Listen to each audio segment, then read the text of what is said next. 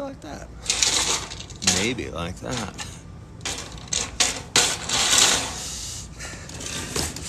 Just came to this spot.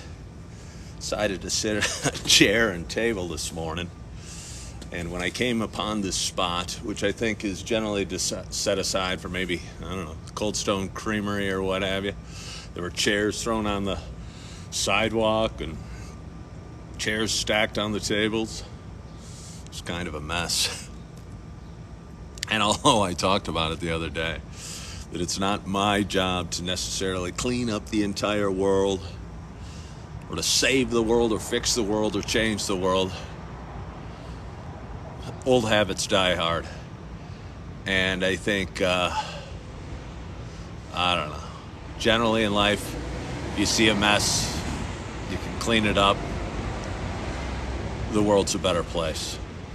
So, pop you over there for a second. Hello, Mama J. Hello, Coleman and Bailey from Palm Beach. How exotic sounding. Maybe not that exotic. Hello, Stemble. Hello, hey, thanks for liking the live. Hello, Turtle Chicky. Coleman and Bailey, I don't think you follow the creator yet. How could you not follow the creator?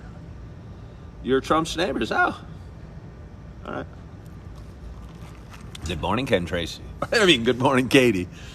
You got exotic. I don't know what that means. Hello, Chris.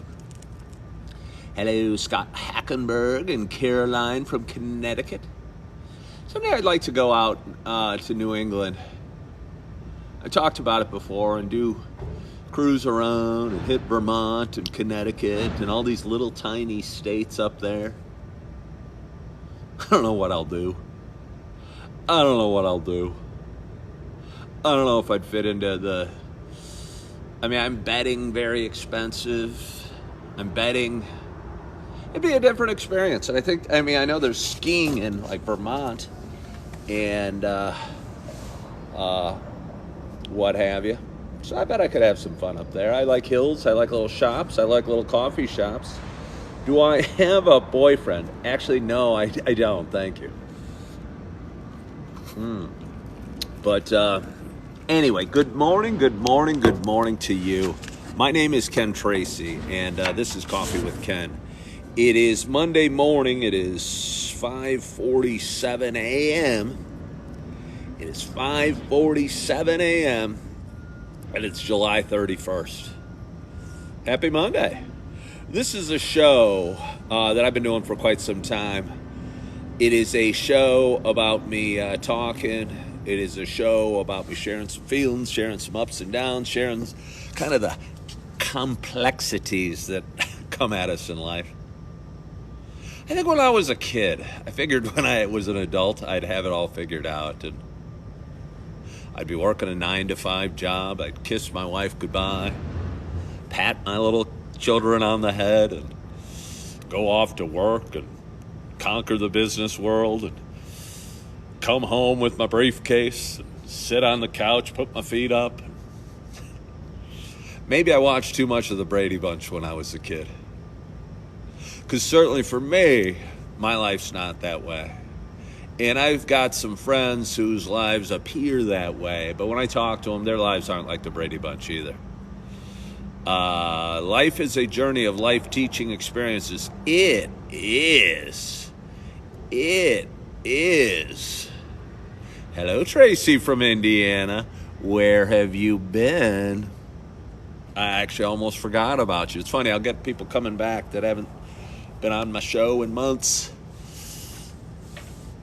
That's all I got to say about that. Welcome back, Tracy. But anyway, for those that have been watching a while, you know this isn't just a show about me talking. I'm not sure, should I have my collar up? Sticking me in the throat a little bit. Agitating my shaven face. Somebody asked when I realized I was going bald. It was in my 20s. I was working a stressful job. I had thinning hair. I was in denial at the time, and I used to have blonde hair and really identified with being a blonde. I guess I really identify with being a lot of things in life, and it always disappoints me because that thing changes. And my hair started thinning. And I'd be going out golfing and not wearing a hat or not wearing, suntan lotion because, you got hair up there. You don't want to slime it all in. Should have been wearing a hat. But either way, I think that probably happens to a lot of guys. Certainly happened to me. And, yeah, it was in my 20s. Continually learning, right? Yeah, no, it is. It is. I look cute, thank you. But anyway, for those who've been watching a while, it's not just a show about me talking.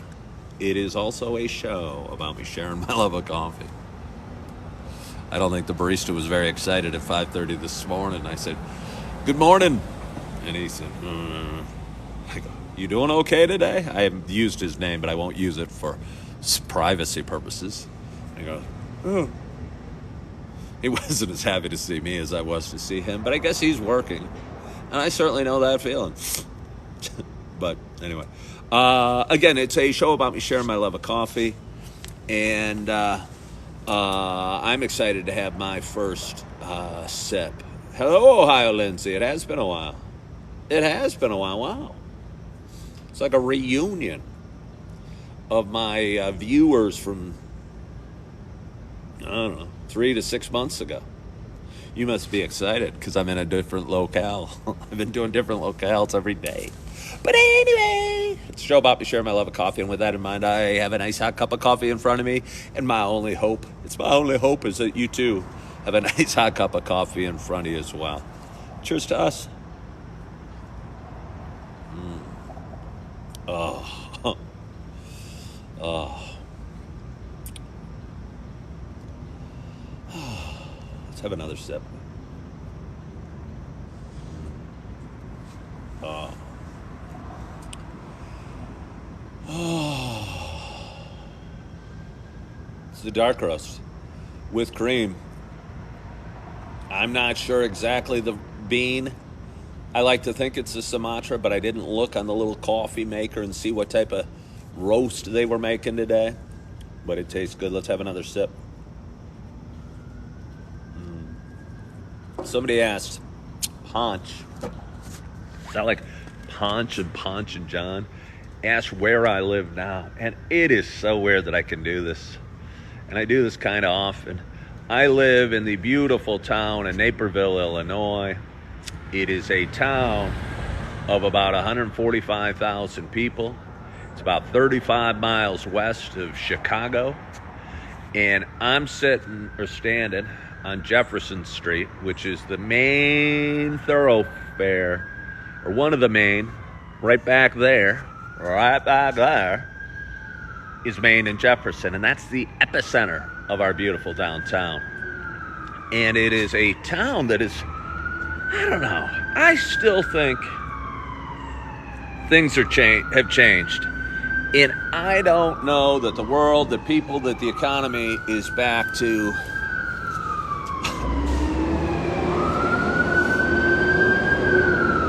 what it was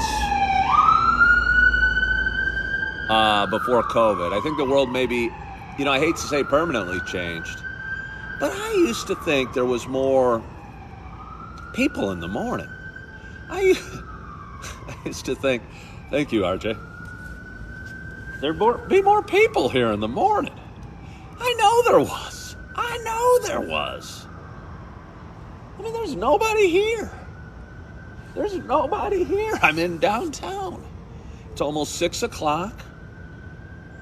And nobody is downtown. I was the first and only customer at Starbucks.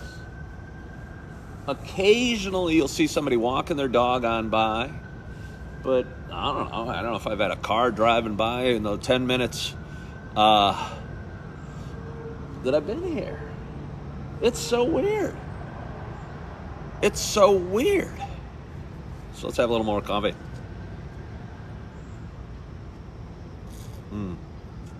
Ohio Lindsay asked if Naperville was the it suburb. She said it was the it suburb when she was a kid. Ohio Lindsay, I don't remember where you're from. Its growth in terms of population has stopped. I was a kid in the 80s. I was born in 68, and I lived in a town called Downers Grove, which is 10 miles east of here. And they were both about 45,000 people when I was a kid and most of my young life. And Downers Grove's still at 45,000 people. And Naperville has 145,000. Naperville was in the was a western suburb, a pretty far western suburb. It was surrounded by cornfields, and they annexed massive farms and built South Naperville and expanded and blew up their population. And the downtown is, big and booming on at nights, obviously not during the morning. And it's changed a lot. So it still might be in its suburb, but it's not growing like it used to. I did. It is funny. Maxim said, did I go to DGN North or South? I went to North, and RJ correctly said I went to school with the Macho Man. Why is that guy so famous? I was at work, and for those that are new, I work at a Super Target. I was a realtor for 17 years, and I got divorced and left real estate earlier in the year. And I'm trying to reinvent myself and reset myself and start over and feel good and learn to love myself and appreciate things. But anyway, I've been working at a Super Target since February, and just an entry-level position, nothing fancy. But it's a job that's taught me a lot about work and scheduling and things I like and things that don't. But anyway, my boss's boss, I heard, he was bragging to some guy, another worker, a couple days ago, about how he'd actually met the Macho Man in Florida and how intense Randy Macho Man Savage was. And he grew up not far from where I grew up and went to Downers Grove North with his brother Leapin' Lanny Poffo. And I don't know how old he is, but I know he was on the baseball team, and they put up like pictures of teams from various years, and he's in there somewhere. The way he talked and the way he made himself look crazy on TV in the 80s, yeah. Maxim went to Oak Park River Forest. Oh, I used to run against Oak Park River Forest. I had some friends there. Tim Clancy. Derek Peterman wasn't a friend, but again, the different times, I'm sure. Different times. RJ went to DeKalb. We got some small town folk out here. RJ went to DeKalb. A couple of interesting things happened for me this weekend. I'll share them. I'll touch on them a little bit. I met somebody on Saturday, and I'm not going to go into any specifics, and it wasn't a huge meeting. Wasn't a huge meeting, but we talked. It was a chance meeting, and she was interesting and smart and successful and caring and good. And as a guy that's been going through tough times over the last couple of years, I've talked about it a lot, how I think I'm not ready for dating, and how I felt I was surviving and not thriving, and just making it through the day was a success every day. And for the first time in 2 years, I met somebody that was intriguing. And I talk about it a lot. Life's a lot more fun if you're excited about something. And for the last 2 years, I haven't been excited about much. It's been put one foot in front of the other. It has been a kind of test of survival, which leads me to my next point. But it's been a test of survival. And it was so nice. It was so nice meeting a woman and going, hey, I didn't literally say this, but in my mind I'm going, hey, you're interesting. There's something about you. And it felt real good. And I don't know if that's going to lead to anything, but perhaps the point of the meeting with her wasn't because she's the one or she's magic or anything, but it maybe was just to wake me up a little bit. And it felt good waking up a little bit and saying, hey, I've done videos where I don't think I'm ever going to date again, or this or that. Because divorce is hard, and starting a new career is hard, and giving up drinking is hard, and doing a lot of the things I've done has been hard. And I put living so on the back burner that I forget to do it sometimes. And maybe that's just the way it is, and maybe that's the way life is sometimes. But I don't know. Looking forward to living a little bit more.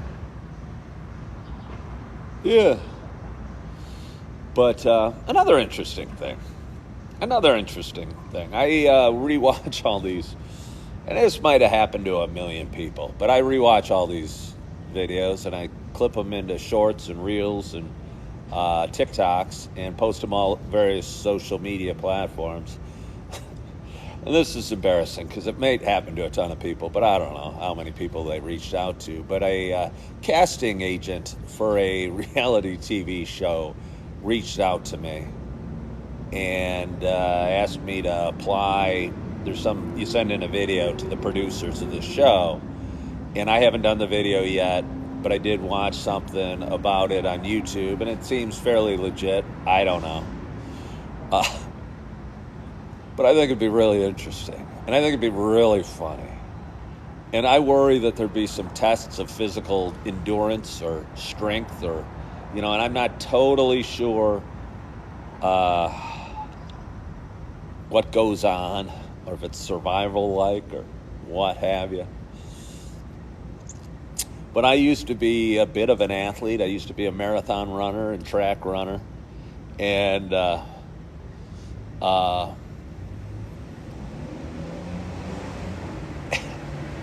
now I'm 54. I'm out of shape.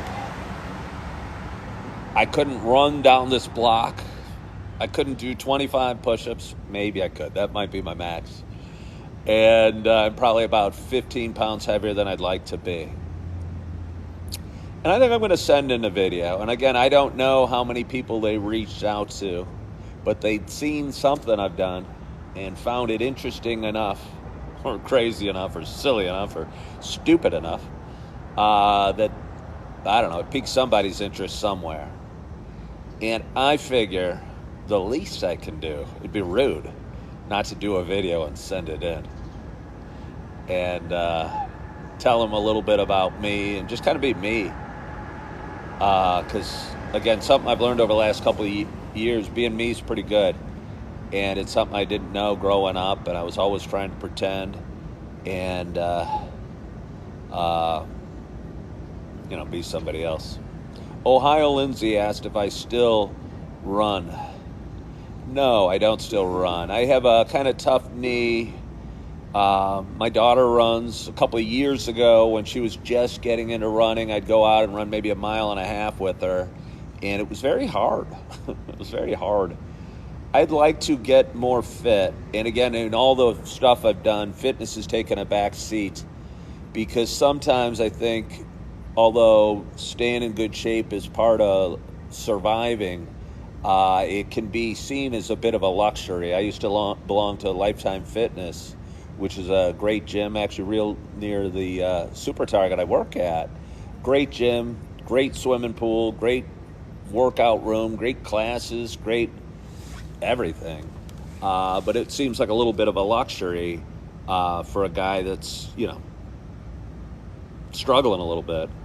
And I think it would be great for me to join it again and get in the habit of going in every morning once life settles down a little bit, and getting a workout in, getting a sweat on, lifting some weights. Nothing crazy. I don't need to be a marathon runner again. I've done that.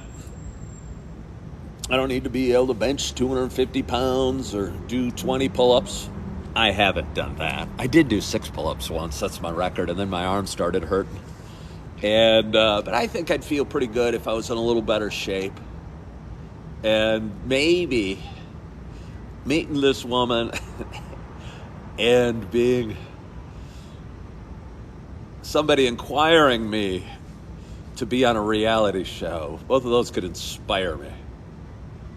Somewhere in the background, I hear the Rocky music playing. And me staggering to the fridge, cracking open like 8 eggs in a glass, and then just slamming it, going, and we're going off for a run through the dirty streets of Philadelphia. But, good morning from St. Charles, the Finnegans.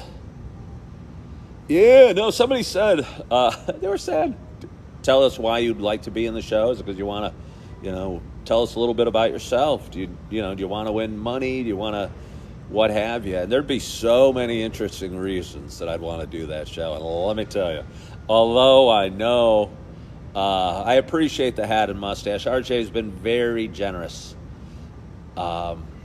with buying me mustaches and hats. And what I've learned recently is he pays for it. I don't know how much he pays, but if you get enough mustaches and hats, you actually get some money. And about a week ago, I got $15.27 for one of these videos from the hats I was getting and the mustaches I was getting.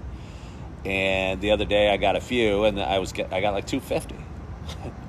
I like to keep that in the rainy day fund, build up my TikTok gifts fund, and one day my bank account will be empty. I'll have a flat tire when I go to my car. Go, crap, I don't have money to buy a new tire. And I'll go, wait a minute. I have the TikTok gift fund. So all these hats and all these mustaches, anyone sending them, I say thank you. My car says thank you. And the hypothetical tire that I will get with all these funds will,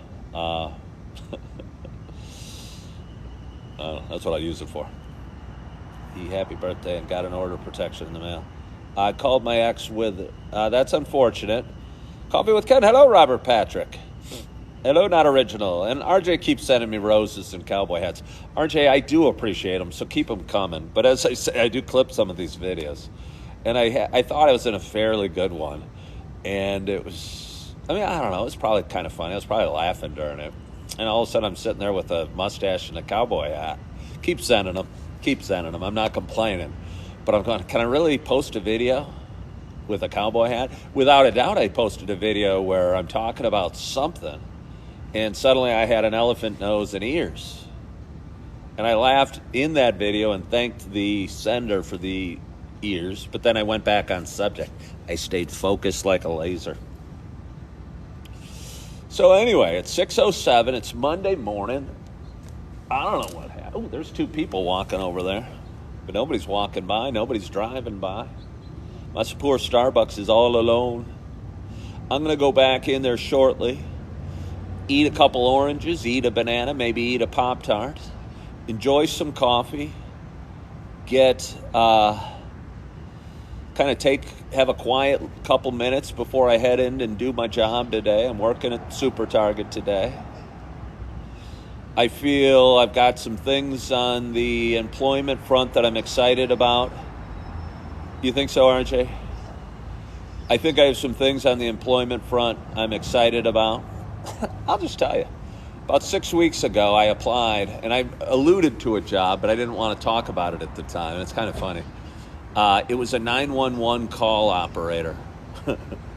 And it was kind of a hot lead. I said, I don't know if this would be something I'd like or something I'd especially be skilled for. But the pay was double what I'm making at Super Target. So I said, who cares if I'll like it? Who cares if I'll be good at it? The pay's double. So I applied. I took a test. I followed up. I think they filled the position. So if anybody out there has an emergency in the western suburbs and they call in to 911 hoping to talk to me, I regret to tell you, I do not believe they extended me the job.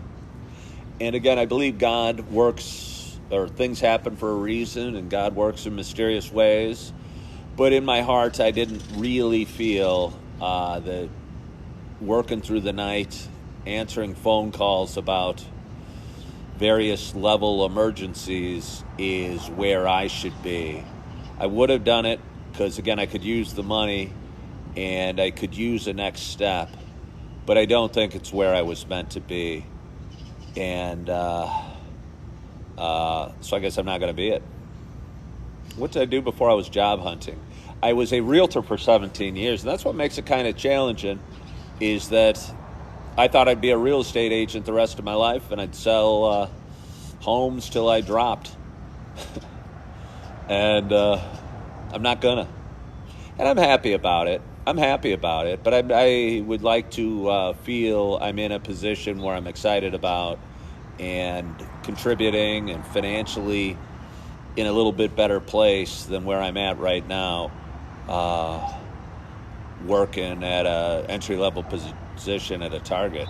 I'll tell you that for sure. And I've got a lot of things turning on the job front, and I had a great interview the other day, and I'm meeting with a guy that works as a pretty high management position in a successful business, growing business tomorrow. And I got a lot of irons, or more irons in the fire, and I keep adding new irons every day. And at some point, whether it's my reality show and I win $1 million on something, whatever it's going to be called, or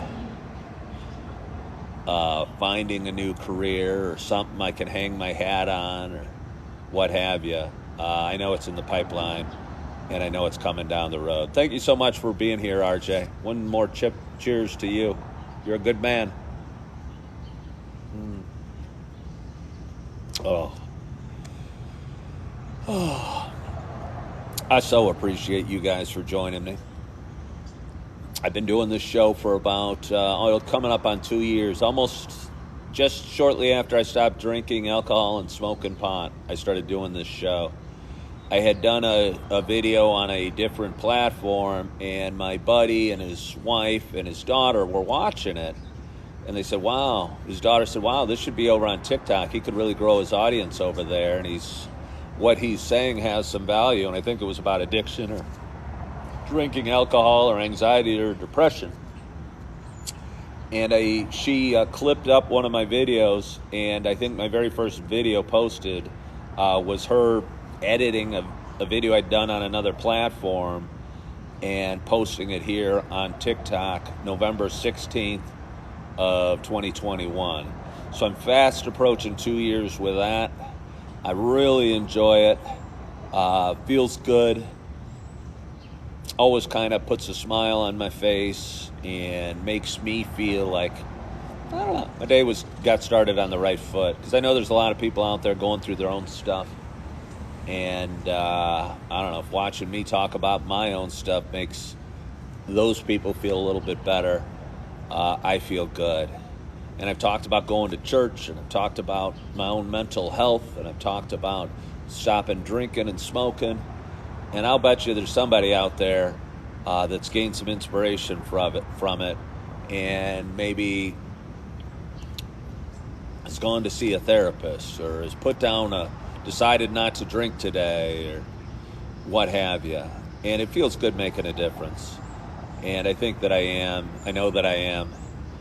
And I appreciate you guys so much for watching. I appreciate anybody that follows the host. I appreciate anyone that watches my content, that sends me a word of encouragement. I think the world needs more encouragers and less critics. And yeah.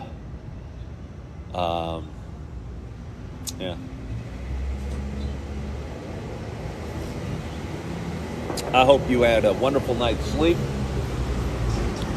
I hope you had a great, great, great weekend. I hope you're feeling good. You're excited about the week. You're living in the moment, and you let the future come to you and the past be the past. And again, I hope you're loving yourself. I want to thank you for watching. I hope you're forgiving yourself. I appreciate you guys so, so much. You mean a ton to me. And as always, I hope to talk to you soon. Bye-bye.